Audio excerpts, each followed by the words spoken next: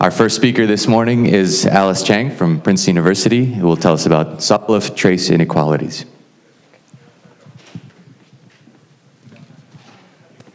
So it's a great honor for me to give a talk on this occasion. So today I will talk about Sobolov trace inequalities. I think it's a topic everybody is familiar with. And let me motivate my talk by talking about log determinant functional and the work inspired by Peter Sarnak. So I start with a compact manifold with a metric G, and then the Laplace-Beltrami operator with respect to this metric G. So I write this as Laplace, and really analysts would write it with minus Laplace. So this Laplace has positive eigenvalue, lambda 0, lambda 1, and so on. So there is this notion defined by Ray and Singer, which says one can define the determinant of Laplace formally as the product of eigenvalue lambda j. So what does that mean? And usually one can justify the meaning of it by this so-called zeta function regularization. So we consider zeta function, summation lambda j to the minus s power. And if one differentiates this zeta point and evaluate at the point 0, you will see product of lambda j. And that's the way it is defined. And this zeta function is defined for real S very big, say greater than n over 2 or manifold of dimension n. So recall the Milin transform relate this zeta function to the trace of the heat kernel via the Milin transform. So by this asymptotic behavior of the trace of the heat kernel, and because this gamma of S has a simple pole at S equal to 0, one can justify this zeta point at the point 0 is well defined. So log determinant is defined to be this exponential of minus zeta point at 0. And the height of this metric is just minus log determinant of Laplace. So this is simply zeta point at the point 0. So that's the definition of log determinant. So to see the meaning of this definition, let's recall a little bit about the trace of the heat kernel. So this Weyl expansion tells you this has this asymptotic behavior. As t tends to 0, there's this heat coefficient, ak, and then t to the k minus n over 2 power. So when n equal to 2, A0 is just, or for any n, A0 is just the volume of the metric. And if this manifold is with boundary, then A1 denotes the boundary, the volume of the boundary of the manifold. And in n equal to 2, then A2 turns out to be just the Euler characteristic of the manifold. It's the integration of the Gaussian curvature. So it's an invariant, which does not have much information, but it's a topological invariant, and so on. So the key observation of Polyakov in around 1981 is he pointed out there is a way to relate the zeta function, the height. If one vary this zeta point at 0 of a metric G by small perturbation, so one consider this G epsilon phi to be a perturbation of G by this conformal factor exponential 2 epsilon phi, and then differentiate this height function zeta point with respect to this metric. And then one capture the Gaussian curvature. So it's equal to integration of phi of Gaussian curvature and up to a constant. That's the mean value of this phi. So in the terminology of conformal geometry, we say this height function is a conformal primitive of the Gaussian curvature. So this means that this height function zeta prime, in some sense, is a replacement of the missing information of the Gaussian curvature. So based on this observation, Polyakov and on compact surface without boundary, and later on Alvarez on compact surface with boundary, derive a variational formula of this height function, and that's log determinant of GW, the difference of this height function zeta prime at the point GW and zeta prime with respect to the metric. And the amazing thing is it is a local formula in terms of local information and the curvature information. So if this GW is equal to exponential WG, then the formula says you have this, the difference of this height function is gradient of W squared, and then Gaussian curvature of W integration, and then there's a boundary term. And that boundary term is in terms of the geodesic curvature of the boundary of the surface, little kg, and with the derivative of the mean normal derivative of W appear. So, and using this formula, there are lots of interest in this formula, but the important result, breakthrough, comes from a series of work by Osgood-Phillips and Sarnak. I'm sorry, there's a misspelling, S-A-R-N-A-K, okay, on compact surface. So there are two results, and the first says that an isospectrum, so suppose you have a sequence of metric G, and where the eigenvalues all are the same. That's called isospectrum family of metric. On closed two manifold, it says that it's compact in the suitable C-infinity topology for compact surface.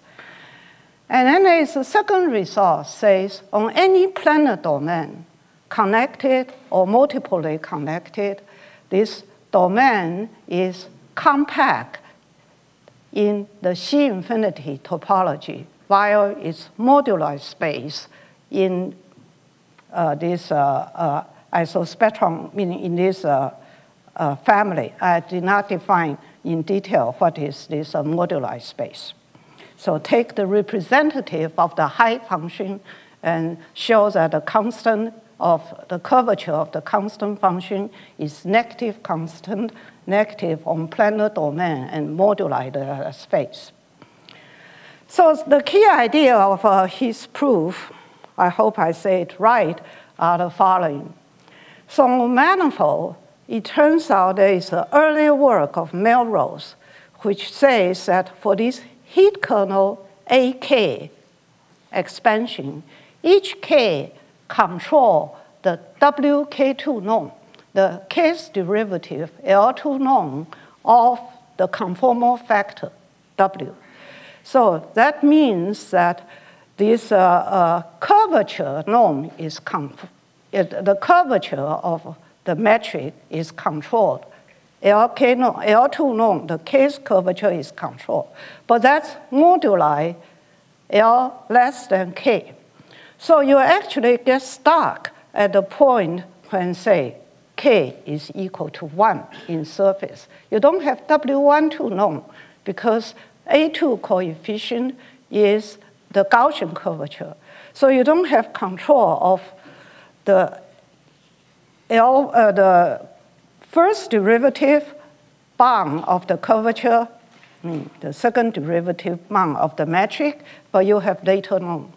And Peter's main observation is to say that the missing information for A2 is provided by the height function, the log determinant. On multiple connected domain, we use height function to establish compactness of the moduli space of metric. And on the positive curvature case, one actually needs to study the extremum of those metrics in a Polyakov-Averroes formula. And it involves two sharp inequalities. The first inequality is on the standard sphere, then with the volume normalized. Then there is an early work of Moser, which indicates that there is this inequality bound the volume of the surface S2 exponential 2W by the energy. But Moser's inequality is the left-hand side, if the volume is equal to 1, then that's equal to 0. But the right-hand side, he shows it has a lower bound, okay, bigger than equal to constant. Later on, Onofre improved this inequality to show that in this case, when the volume exponential 2W is equal to 1, then the lower bound is actually 0. Okay. And Osgood-Phillips-Sarnak gave a different proof independent proof of this fact. And this fact translates to say that on the standard sphere, the metric, canonical metric, is the extremum of the height function, okay? Absolute extremum of the height function. So this is on compact surface without boundary case. And in a case when on the manifold, say on the B2, the standard disk with circle as the boundary, and it turns out the extremal metric is the flat metric, but this was established by looking at the classical Milin-Lebedev inequality. So the Milin-Lebedev inequality says, again, you have this log of integration of exponential f bound, and then the right-hand side is bounded by the energy of U, and U is any extension of the f on the boundary to the interior. So f is defined on the circle, and U is the extension in the interior, and you have this inequality. I purposely write the right-hand side into U and minus Laplace U plus the integration of f df d normal. And one quickly observes that one can integration by part to say that the right-hand side add up to be the gradient of U squared, the energy of U squared. The reason I write so is then one observes the minimum of the right-hand side is always attained by harmonic function. Okay, so given f, the harmonic function minimizes the energy, and we have this classical inequality. And this inequality actually plays another important role, that is showed up as the critical inequality in the Bieberbach conjecture. Okay. And the inequality is sharp, and the extremum is attained when this function e to the 2f is a pullback of the isomorphism group on the sphere. And then the corresponding U is its harmonic extension. So now we have the task of how to generalize this result when a manifold is not a surface of dimension greater than 2. And we immediately realize this is almost an impossible task. Okay. And there are two key facts which play a role in the above proof. The first fact is any two metric on a surface is conformal to each other. So that means if you have two metric, G1 and G2, they are always related by multiple at G1 equal to a positive function times G2. That's the first fact. And this fact simply is not true on manifold of dimension greater than 2. And the other fact is this Laplace operator transforms very nicely under conformal change of metric. So this Laplace... You mean M is S2, or otherwise there cannot be many moduli, right? Yes, Not okay. any two are conformal. Yes, I should say that. On S2, this is true. On other things, there is a modular space. Yes. And then the second fact is Laplace GW is exponential minus 2W Laplace G. Okay. And so despite this difficulty, let me mention a result of Kate Okikiola. And she proves that on S3, the canonical metric, if one compute log determinant of this canonical metric, is actually a local maximum among all metric G. Either the G is conformal to G0 or G is not conformal to G0, and it's a local maximum. Okay? And this proof use the canonical trace formula for R kernel, pseudo-differential operator of R kernel, and it's a difficult proof. And one doesn't know if it's a global maximum. Okay. And all other results on high dimension turns out that we look at other things. Okay. So either we look at operators which are not Laplace operator, but share some property of conformal covariant property like the Laplace operator. Or we restrict to metric in the same conformal class as a fixed metric and then look at the variation. Okay. So I'm going to report some results in this direction. So recall an operator is a conformal covariant if it satisfies the following property, that when you change the metric GW, then the AGW operating on phi is like this AG operating on phi with a weight exponential AW, and then in that case, we call it a conformal or by degree AB. So we have already seen that on two manifold, Laplace G is by degree 0,2. And it turns out in geometry, a conformal covariant operator has been intensively studied. And one typical example is the second order operator, the Yamabe operator. So this is just Laplace plus a potential function, and that potential function is the scalar curvature of the metric G. So this is by degree n minus 2 over 2 and n plus 2 over 2. And let me also mention there is a boundary operator, and that's this normal operator, DD normal operator plus the mean curvature. Notice that when in dimension n equal to 2, all these two operators reduce to Laplace operator and the Neumann operator. So this is a generalization of the Laplace operator and the Neumann operator to high dimension. And then there is a lot of study of the determinant of L and also other conformal covariant operator. For example, the direct operator to the square, okay, and so on, and have been studied.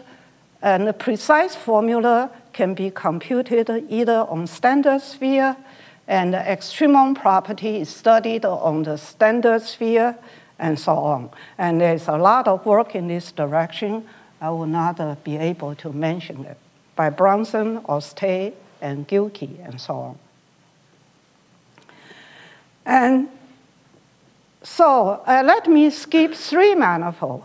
As I have mentioned, it turns out this determinant formula height function is a replacement of the heat coefficient AK, and on a manifold, on a manifold AN, okay, when n is the dimension of the manifold. So on manifold of dimension 3, A3 is 0 for manifold without boundary. Okay? So there is no information there. So as a result, the determinant formula in this case gives more information on even dimensional manifold. So let me say a bit about what happened in 4 manifold. So on 4 manifold, one begins to study this determinant of this conformal Laplace operator. And it's done by an early work of myself and Paul Young. So we look at the critical metric of this determinant functional. And we find out it has 3 terms. The Weyl term. Weyl measures the flatness of the manifold. And then there is the Q-curvature term. And then there is a Laplace scalar curvature term. So we think about the scalar curvature as differentiated metric twice, then Laplace differentiate another times. So we call this a 4th order PDE. So it satisfies this constant under conformal change of metric. It's the critical metric. So now let me mention what is this Q-curvature. And if we look at on closed 4 manifold, the Gauss-Bonnet formula, then it has 2 types of terms. The first curvature term is the Weyl square. And then we have this quadratic curvature term, the scalar curvature minus the 3 times the Ricci curvature square. And in this case, for 4 manifold, it turns out, in general, Weyl curvature is a pointwise conformal invariant. That is, when you change it from G to GW conformal change of metric, it just pull out a conformal factor, e to the W. So Weyl square d volume in 4 manifold is a pointwise conformal invariant. So this Chang Gauss-Bonnet formula tells us this other quadratic curvature term, add up the integration of that is a conformal invariant. So what is Q-curvature? Q-curvature is this quadratic term in the Gauss-Bonnet formula, but plus something called Laplace scalar curvature, add scalar curvature. What is this extra term during there? Especially on 4 manifolds, if you integrate this Laplace R, it's 0. So you do not see it in the formula. So this term looks very mysterious. And the reason why it is interesting is pointed out by Bronson. Okay. And the reason it's interesting is in the around 1985, there is a study by Pennites. He pointed out there is a write down a 4th order linear operator. This 4th order linear operator is the bi-Laplace operator plus some 2nd order perturbation term involving the information of the curvature. But on 4 manifold, it has a very nice conformal covariant property. So with respect to the metric GW, and it pour out the exponential 4W P for G. So it's almost look like the Laplace operator on dimension 2. And then the 4th operator, P4, prescribes this Q curvature.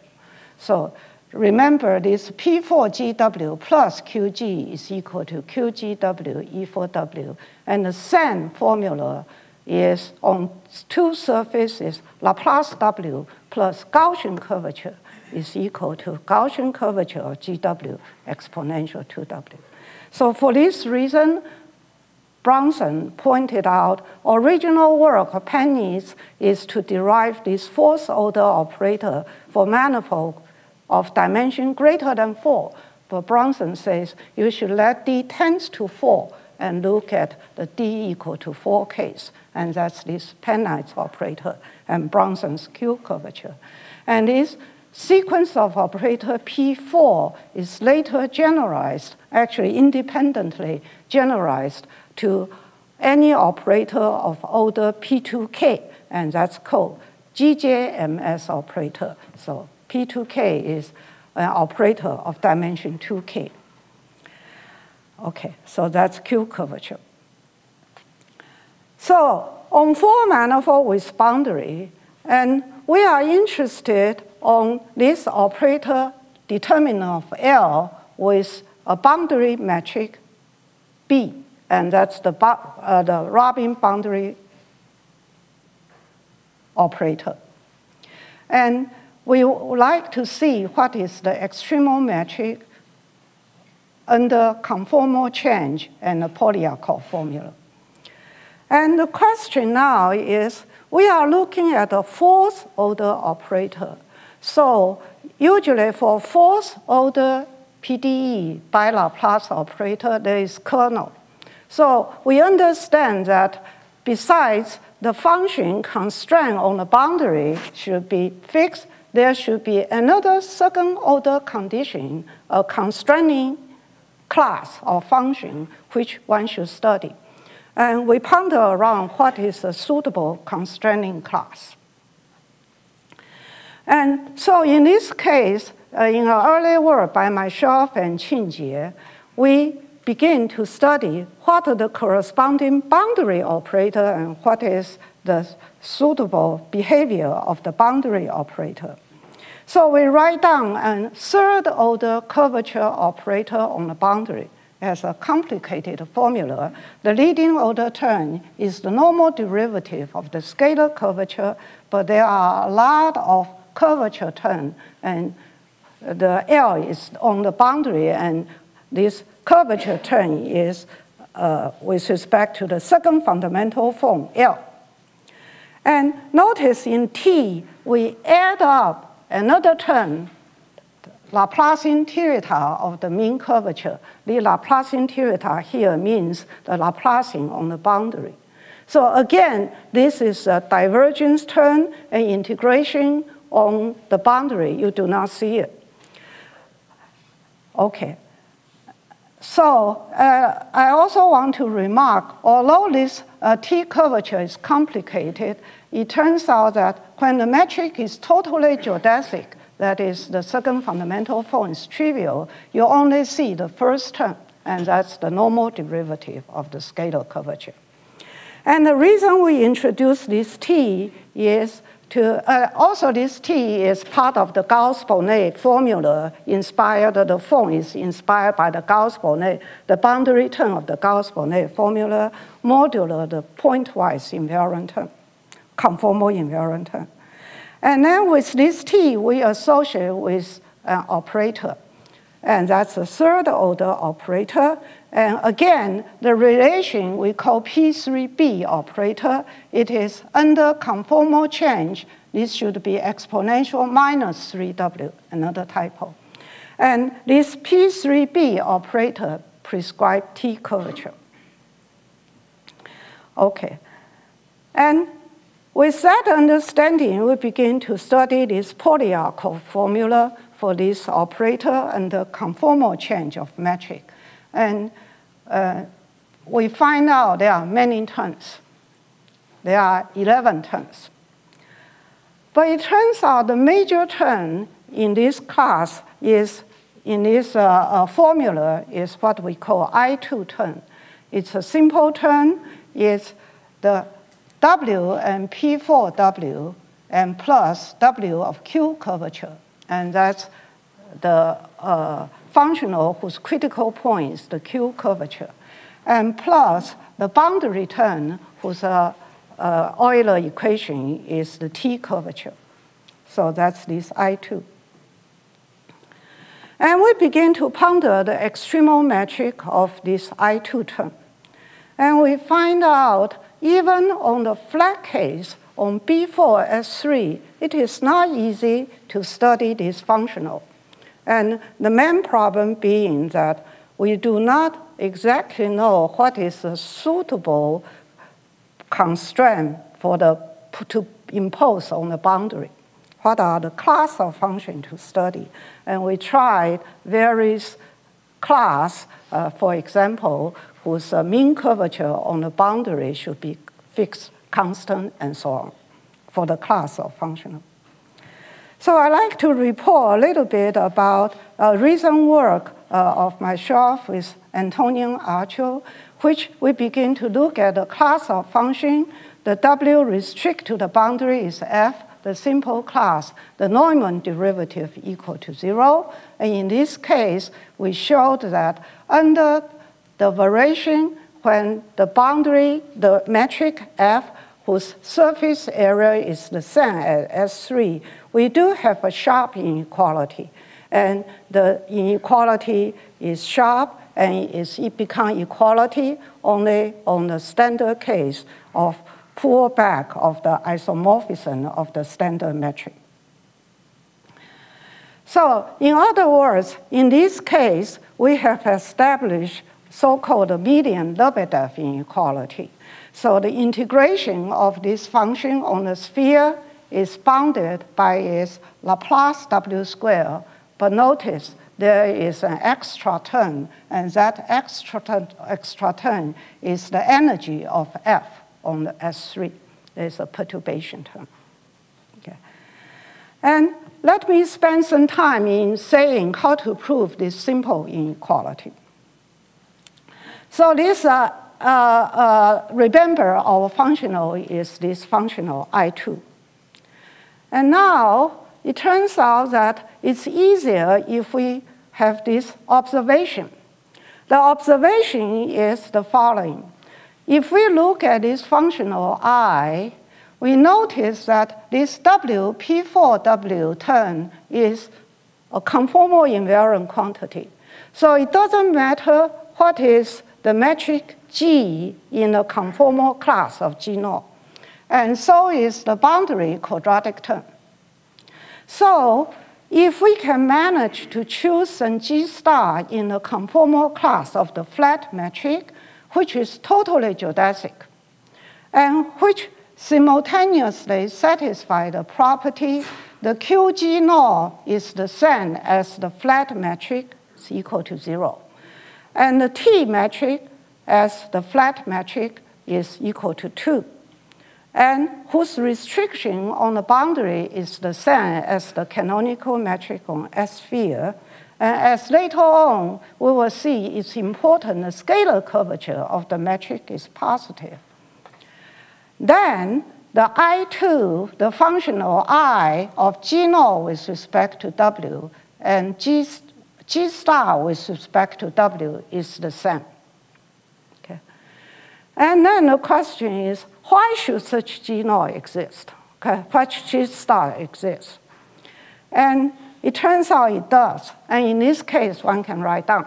Okay. And it's just the flat metric times this exponential function 1 minus absolute value x squared. X is the coordinate on B4. So equipped with this knowledge, let me finish the proof, and then I will explain where does this choice of G star come from. So in the proof, so we are trying to prove this functional I is greater than or equal to 0.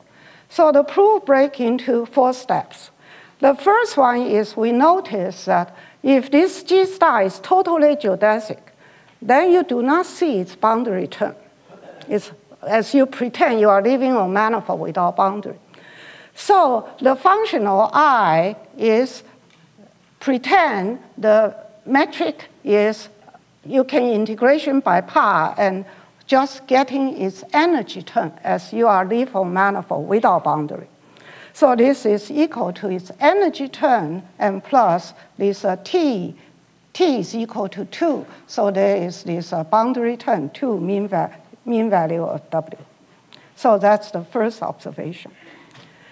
And then we begin to look at, in this, with respect to this G star, we look at its solution, WF. Okay. And since our constraint class is the class, the function W on the boundary is F, its normal derivative is equal to 0. There's a unique solution of this 4th order equation, P4 G star. We compute that. We compute its energy at a critical point, WF, and we find out it's equal to F P3F. What is this P3F? this is a title P3, is just the Laplace operator and then the Laplace operator on S3 and times this Laplace operator plus 1 to the 1/2 power. Okay. So in other words, looking at the formula of I, since P4 of this G star operating on WF is equal to 0, so this second assertion just says that this boundary operator P3BF on this particular extension is the same as this intrinsic P3 living on S3. And this later fact can be checked because P4 is conformally covariant. So when you look at this solution, it's the same solution as the bi-Laplace operator operating on flat metric of WF equal to 0. So we are allowed to use spherical harmonic expansion of the function f. So we identify it. And then the third step is to show that the energy with respect to G star is the same as WF, obtained by this biharmonic solution. And the reason, again, is because this P4 is a linear operator. P4 and P3 all are linear operator. So the second variation is itself. But in this case, if one look at this energy of P4, it turns out that under the assumption G star is greater than equal to 0 and scalar curvature is greater than 0, this function is always, this energy is always greater than equal to 0. So in other words, the functional you are looking at is a convex functional. So the solution you attain is the minimum solution. So in other words, we have proved this energy of G star W is greater than energy of G star of this minimum solution and identify it on the boundary as P3F. And at this moment, we now can use a sharp inequality of Bill-Beckner, and which says on S3, you have this Moser type inequality on S3. You incorporate this and you finish the proof and establish the inequality. So that's the proof. And now the same strategy turns out to, one can work it on high dimension and also work on this with respect to the higher order Penny's operator. And based on this observation, one also shows that compare this G0 metric, flat metric, to G star metric. It turns out that one can see this log determinant functional. Unfortunately, this standard metric is not a maximum and not a minimum. It's a saddle point. Okay, it's a saddle point. Both G0 is a saddle point. G star is not a critical point. Okay, so now let me justify what is the choice of this G star and why is this constraint class a natural constraint class. So in this case, the point is we should view this flat metric B4 with the standard flat metric, we should view it as a compactification of the hyperbolic metric. So on the B4, we also have the hyperbolic metric. So I write down dx squared over 1 minus x squared squared. And the point of view is this G0 and G star, the flat metric and the metric we just write down, both are compactification of this hyperbolic metric. And they both have sphere as conformal infinity. So why is that help? So let me mention some results of Robin Grant and Zosky in 2003, in which they connect the existence of the GJMS operator to the pole and the residue of a scattering metric in this in the ADS conformal field theory setting. And in particular, their work works for hyperbolic metric and also hyperbolic manifold and for conformal compact Einstein or asymptotic hyperbolic metric. So let me justify the name. So on a manifold with boundary, we call it conformally compact Einstein. Means that this manifold is with boundary and with a metric G+. And G+, we say it's a Poincare Einstein. So that means its reason is minus NG+. The standard hyperbolic metric is certainly such a metric. And if G+ itself is, of course, not compact, but you can modify it by some distance function so that this R squared G+ is compact. So in this case, we call it conformally compact.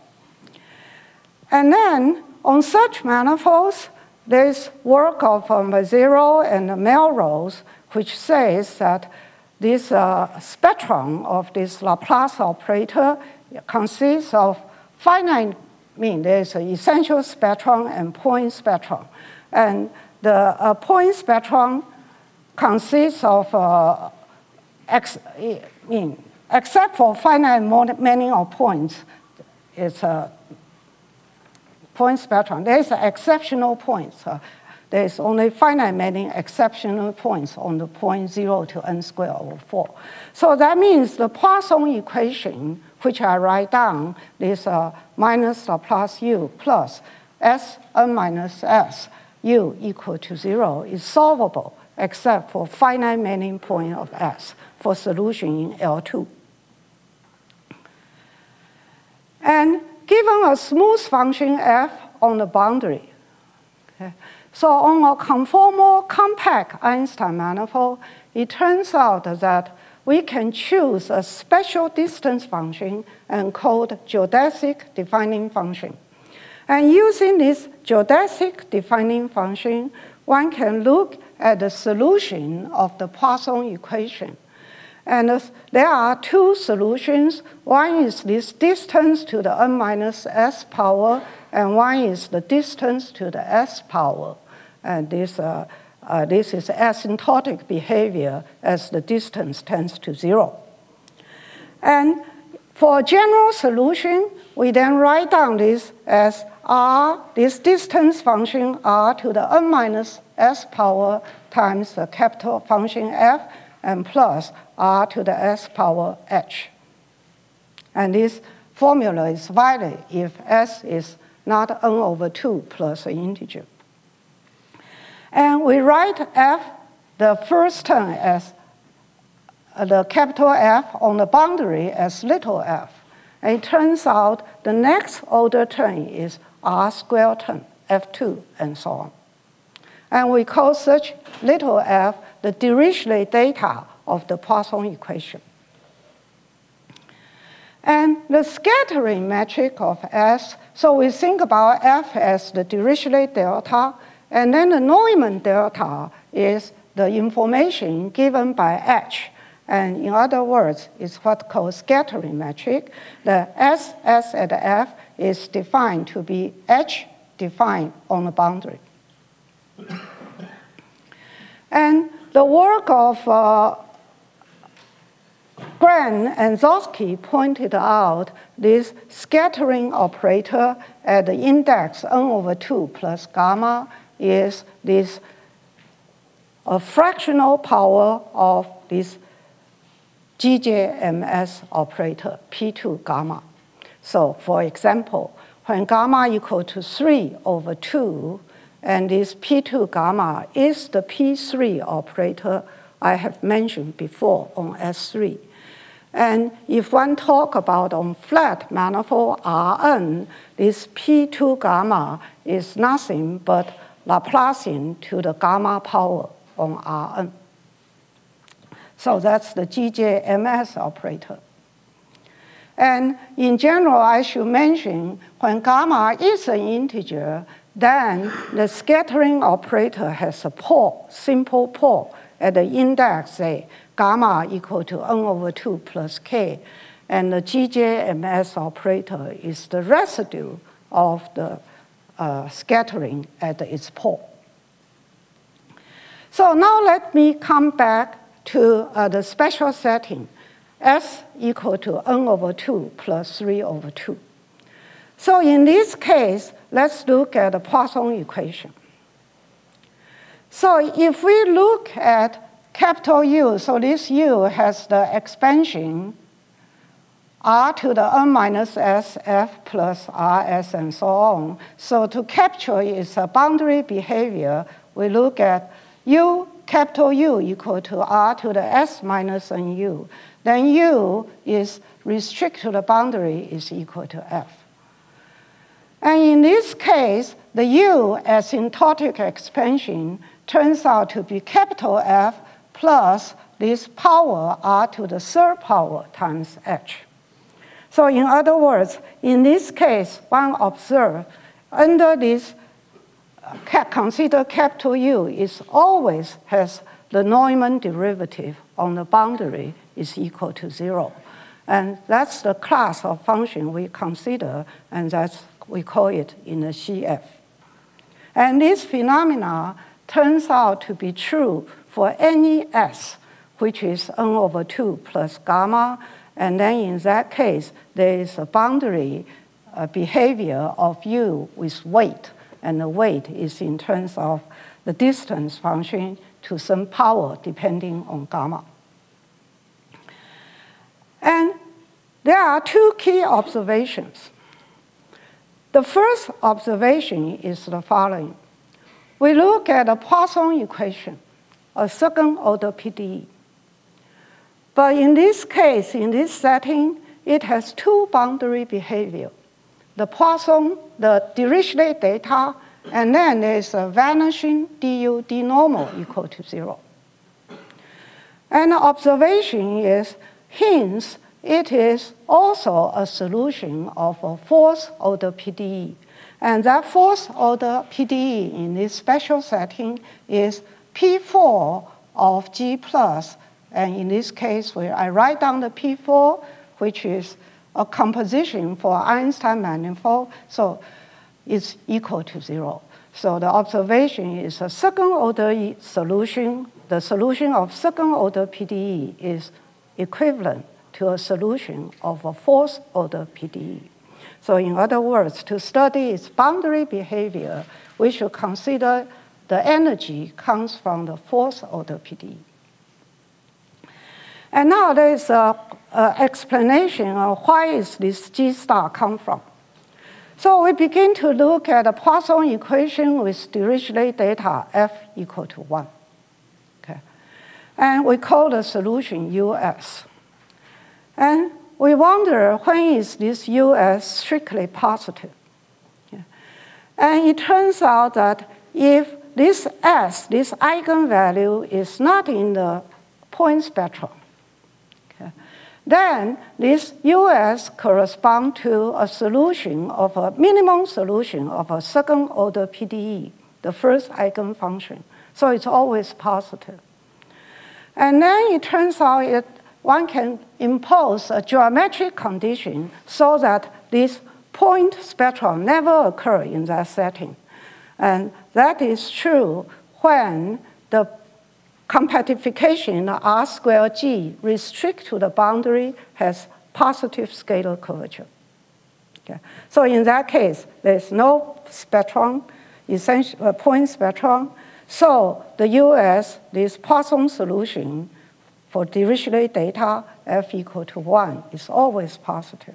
So that means we can consider this function to the 1 over n minus s power and consider the metric G, which is compactified by this distance function, eigenfunction.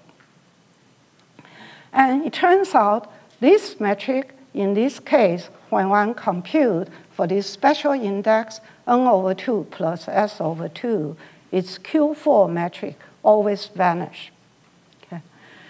And for the other index, n/2 plus gamma, there is a weighted Q4 metric, and which is always vanish.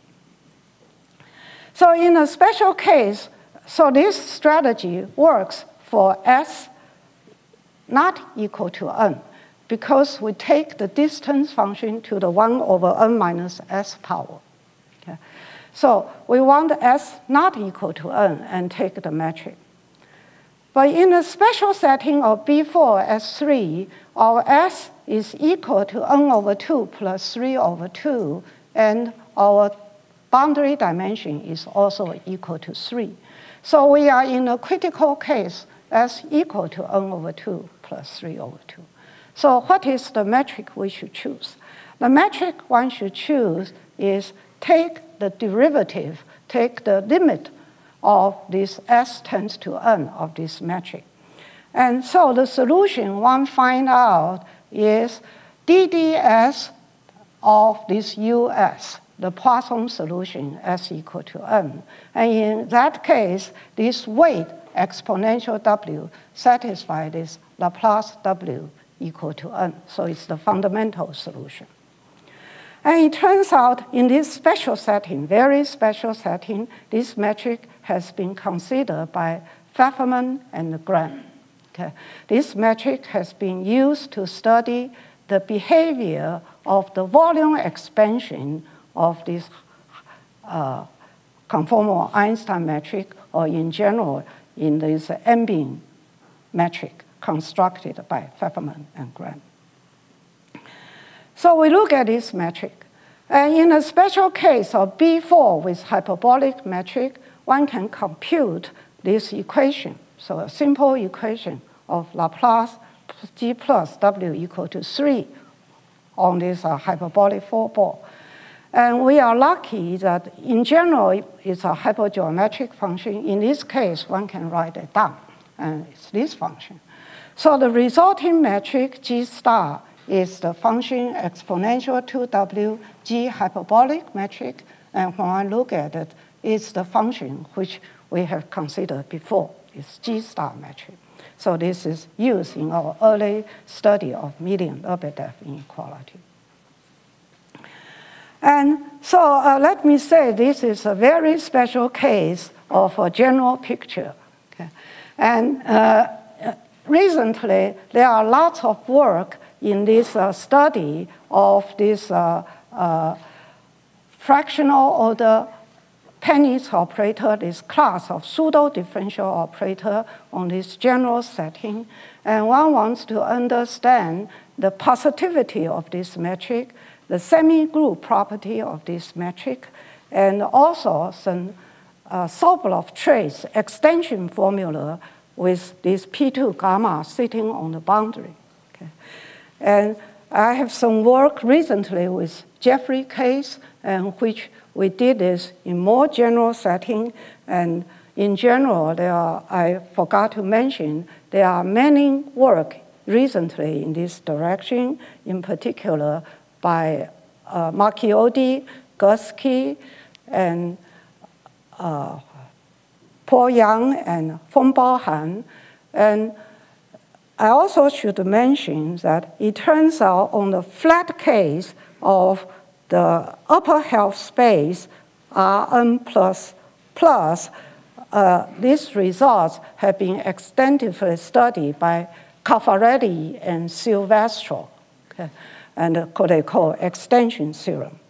And they have done this work precisely when gamma is between 1 to 0. And using this technique of this developing conformal geometry, this type of work can be generalized for any gamma between n/2 to 0. So I would like to end my talk on this special occasion to thank Peter.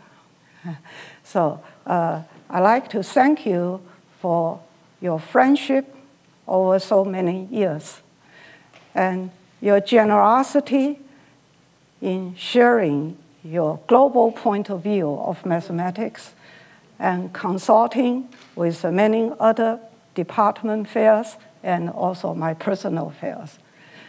Happy birthday to you. Happy birthday to you.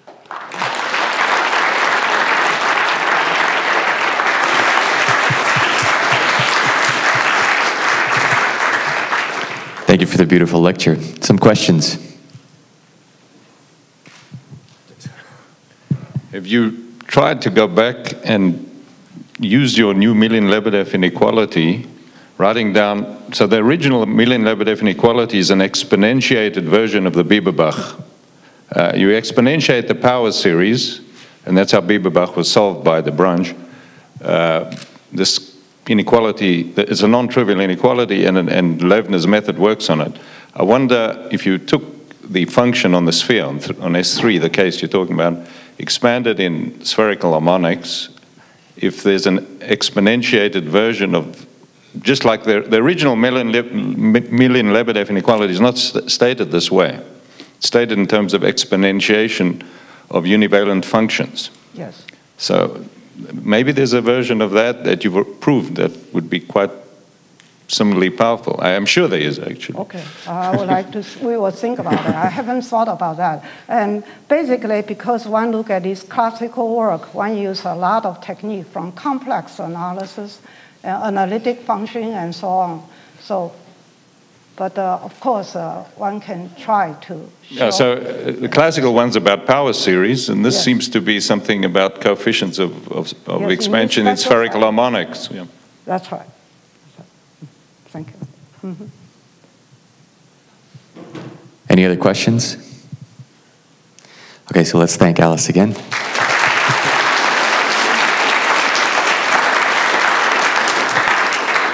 And let's take a 10-minute break. We'll resume at 11:20.